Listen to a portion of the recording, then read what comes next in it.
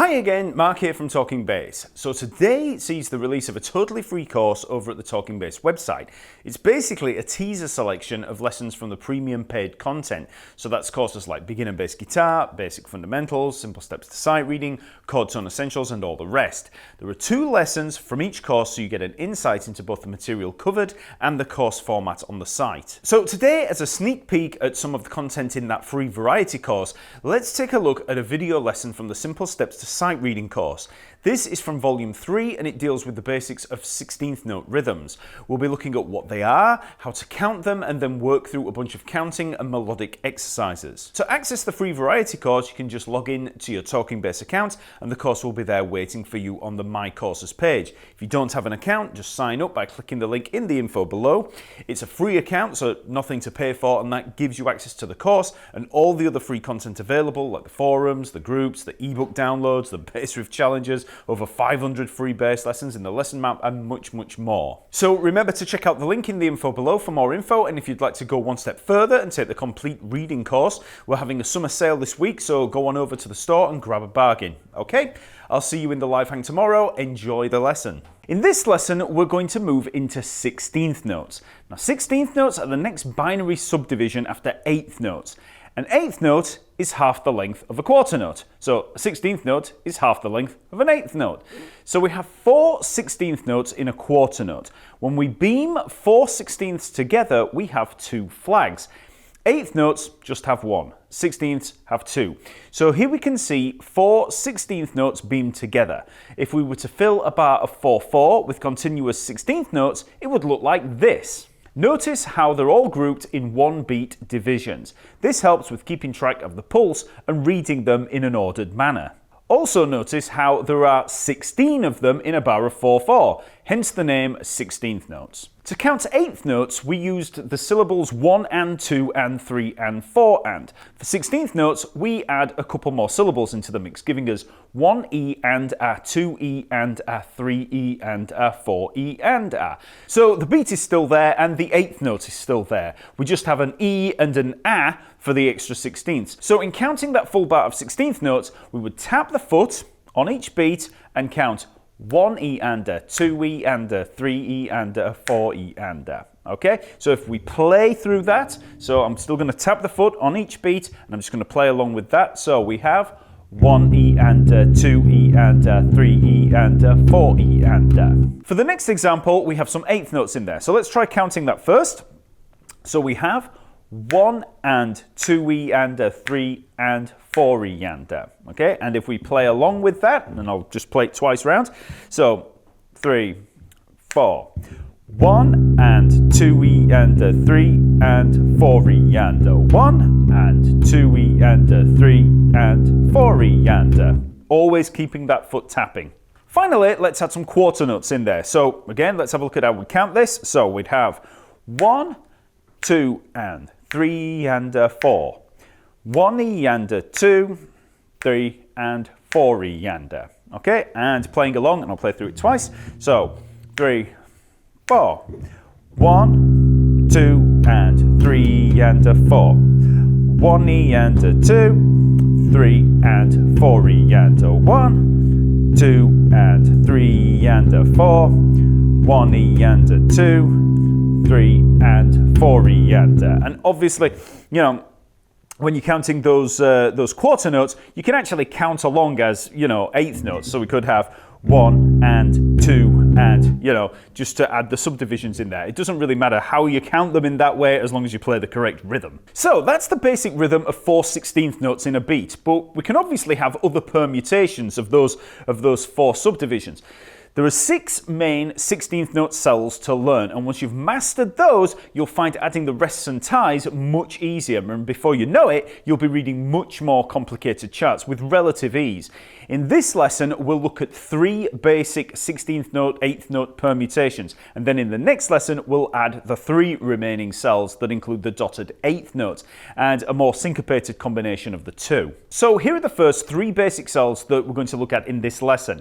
We have the full beat of 4 16th notes that we've already covered, and then we add a single 8th note onto the beginning and the end. So first of all, we have the 8th note to 16th note rhythm, and we count this as 1 and a 2 and a 3 and a 4 and a. So we're missing the E out there. So to play that, we'd have 3, 4. 1 and a 2 and a 3 and a 4 and a 1 and a 2 and a 3 and a 4 and a. And you'll hear that possibly as a kind of gallop rhythm. 1 and a 2 and a 3 and a 4 and a. Okay, so you can hear it as that. And you'll also notice that the two 16th notes in there kind of lead into the next beat. 1 and a 2 and a 3 and a 4. Okay, so either way you want to hear it, you know, it's both the same kind of thing. And you really want to develop a kind of memory and feel for these. You don't really want to be subdividing them too much, you know, thinking 1 and a 2 and a 3. You really need to be able to just see the rhythm and hear it as. Okay, so that's what we're aiming for. Next we have the two 16th notes and an 8th note rhythm, which we count as 1E and, 2E and, 3E and, 4E and. So again, this is kind of a gallop, but in reverse. So if we play along to that, we have 3, 4, 1E and, 2E and, 3E and, 4E and, 1E and, 2E and, 3E and, 4E and. Now, as well as counting these rhythms round and round with that continuous landing on the beat, it's also important to be able to play these cells in isolation leading into a rest. Now, this might seem straightforward because it's the same rhythm and the same counting, but you'll find the independence between your counting, playing and foot can sometimes be a source of confusion. So let's just start with our first rhythm of 4 consecutive 16th notes, and we'll have a quarter note rest in the next beat. So let's try that. So we're going to have 1E and a 2. So we'll just those two beats. So 1E and a 2, 1E and a 2, 1E and a 2. Okay, so then if we try the full bar, we could try 1E and a 2 and then 3E and a 4. So 1E and a 2, 3E and a 4, 1E and a 2, 3E and a 4. Okay, and then try keeping count of that in your head. You don't have to say it aloud, but keep that foot tapping, and you'll notice that the foot lands just after the final note, the final 16th note of that rhythm. So without the count, we have.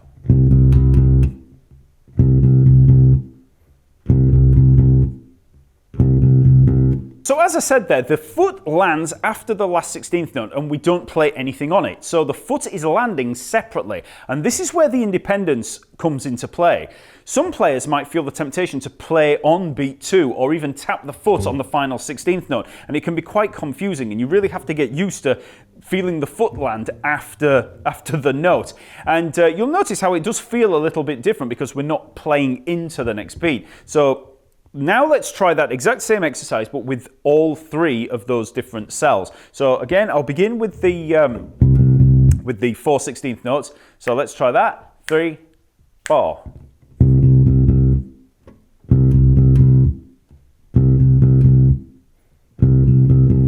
And really pay attention to where that foot lands. Next, let's try the 8th note 2 16ths. So 2, 3, 4.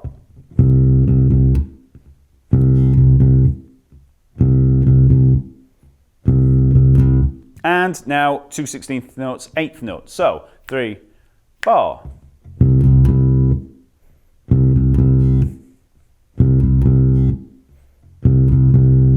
Notice how in that exercise you didn't hear me counting. I was counting in my head, and that's what you want to try. Start by counting them aloud, then just keep that foot tapping, and then just count in your head as you do it. And then you'll be able to hear how that final 16th note stops and we have the gap, okay? And this is going to be very important for gaining that independence between the foot and the hands. So now we know those 3 introductory permutations, it's time to play through the practice sheets. There are 4 rhythm practice sheets included that address each permutation in isolation and then in combination. So for the sake of time, I'll just play through the first 2 staffs of each sheet. And remember, even though I've included practice tracks that include a click, it's actually better to play away from that rigid click, you know, keeping time with your foot. If you make a mistake, you can just continue. This also allows you to start the exercise at any point. So let's try the first 6 bars of practice sheet 1 at 60 beats per minute. 1, 2, 3, 4.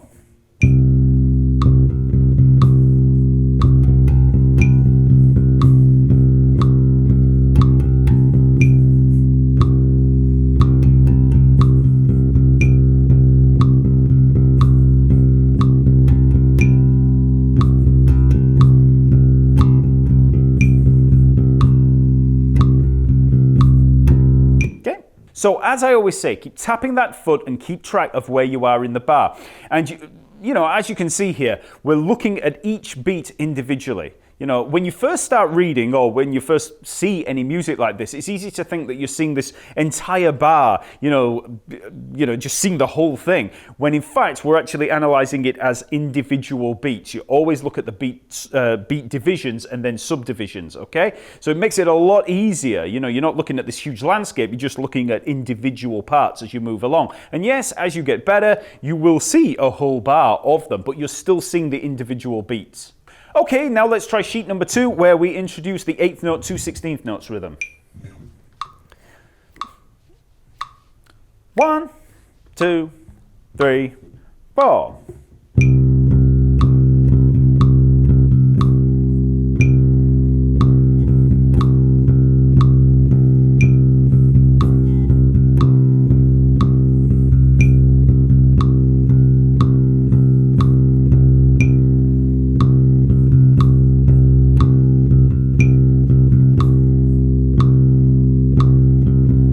Practice sheet number 3 brings the 2 16th notes, 8th note rhythm into play. So let's try that. 1, 2, 3, and 4, and.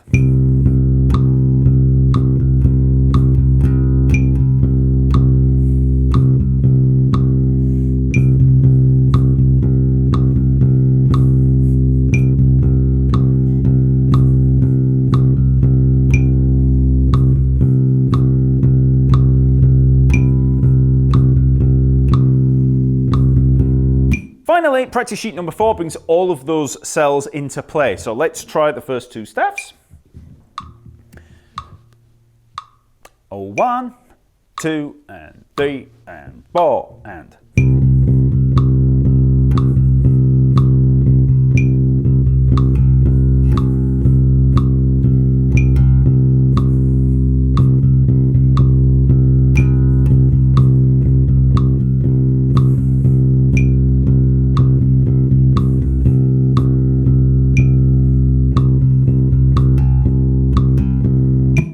Okay, so once you've played through the practice sheet and you feel a little more comfortable with counting these 16th note cells, you can try adding some pitch into the mix with the 16th note melodic examples.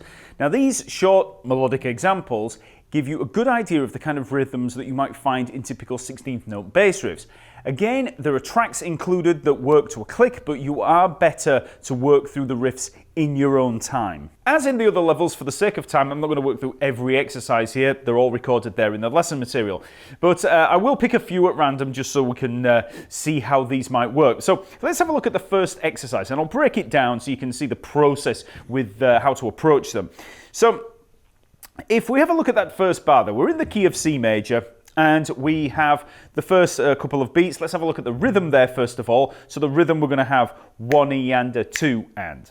Okay, and then the pitches, we've got the C there, 1 E and then E, G. So we just add those pitches to the rhythm. So 1 E and a 2 and. Okay, then the second and third beats, same rhythm, 3 and a 4 and that's on the F.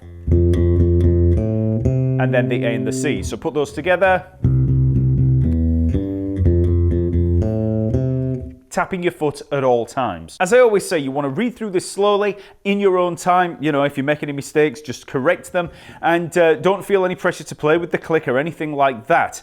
So you want to try this as slow as you need to. And the thing with 16th note rhythms is that there's a lot more density in there. There's a lot more going on. They're quite quick, you know, even at slowish tempos. So, you know, you might play through that as 3, 4, 1 E and a 2 and 3 and a 4 and. Okay, so you get that first bar. Let's have a look at the second bar.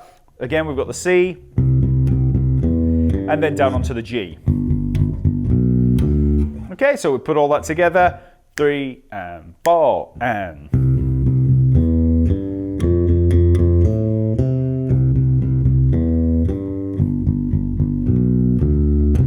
Okay, and you can play round and round on that. Obviously, in the lesson material, there'll be a click there so you can hear where the pulse is. So if you really want to have a go at pressure testing yourself, you can play along to that click, or just a metronome in general. So here I'm going to play it at 80 beats per minute. So let's have a see how that sounds. Oh, 1, 2, 3, 4.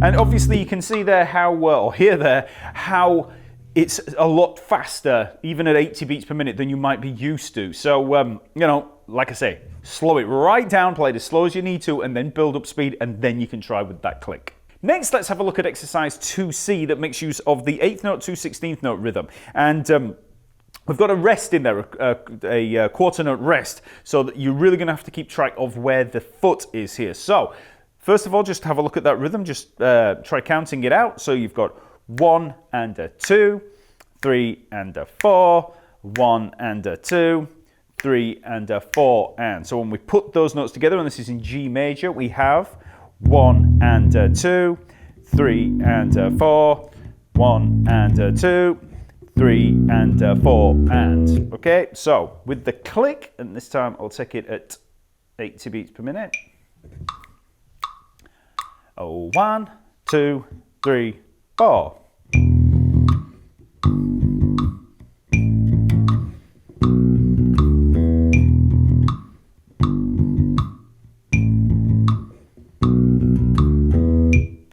Finally, let's have a look at exercise 4B, and this one's a little more tricky. This mixes up all of those rhythms and it moves around a fair bit. We've got a little hammer on in there.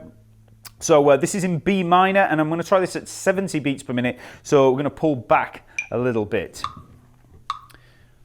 Oh, 1, 2, 3, 4.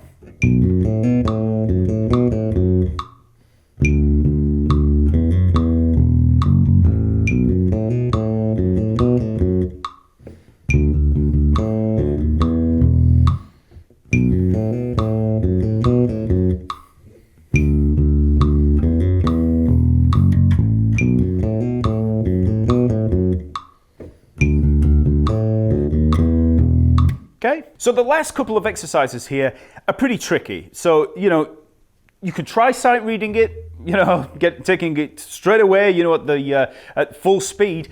You know, that's a bit of a pressure test, but don't feel the need to do that. You know, when you're first trying out these 16th note rhythms, you've really got to, you know, assimilate those cells. So really, when you're looking at that, you want to take it slow, take it one note at a time. You know, look at that first bar there. Think, okay, we got the B, F sharp, little hammer on from the A to the B up there.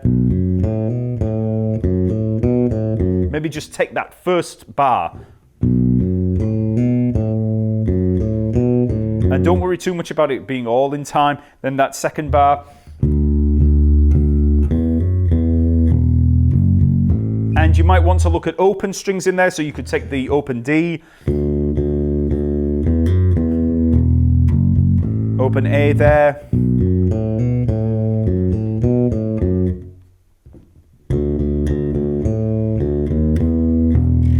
Whatever works. So that's a basic introduction to 16th notes. In the next lesson, we'll move into the other 3 16th note permutations that include the dotted 8th note.